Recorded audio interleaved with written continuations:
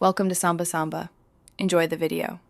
In this video, I will show how to reset your BMW X7 oil service light. First, get into your vehicle and turn on the ignition without starting the engine. You'll then need to find the trip reset button, which is typically on the left side of your instrument cluster. Press and hold this button for approximately 10 seconds to initiate the reset process. Keep holding that trip reset button until the service menu pops up on your display. Once you see the list of service items, you can release the button. Now, to navigate through these options, simply give the button a quick, short press for each item you want to scroll past until you locate the specific one you need. Once you've scrolled to the oil service or engine oil option, stop there.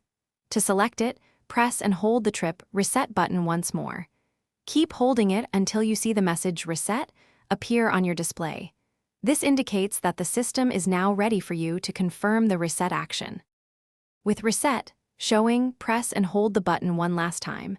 The display will first show resetting, and then confirm with Reset successful. This means your oil service light has been reset.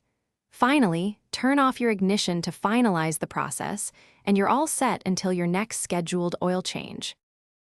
Thanks for watching. Consider subscribing if we helped you.